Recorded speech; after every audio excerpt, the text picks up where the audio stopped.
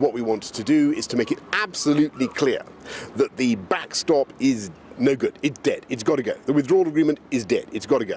But there is scope to do a new deal. So do you have proposals for a new deal that you will take to Brussels? We will we have made it very clear to our friends, and we're talking to the Irish today, what the limits are, what we want to do, and we're very confident that with goodwill on both sides, two mature political entities, the UK and the EU, can get this thing done. Why will you be able to achieve something that Theresa May could not? Well, I think there are several reasons for that. The first is actually that we want to come out of the customs union, out of the single market, to make sense of Brexit. And the funny thing is, for the last 3 years, it hasn't really been at all clear that that was the position of the UK government.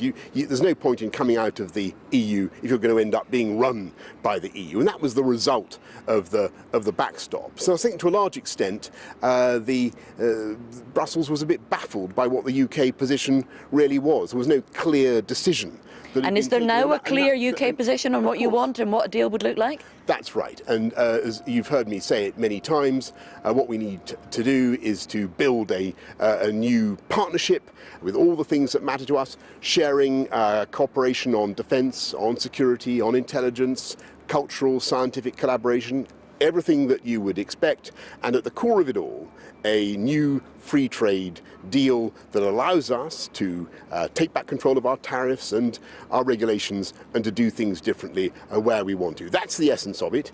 I think our friends and partners do understand that, and believe me, they've now got, I think, 29 members of the Brexit Party sitting in Strasbourg, not exactly full of the ode to joy. They're not going to want that situation to continue. There's big incentive on both sides to get this thing done, and we're going to come out, deal or no deal, on October the 31st.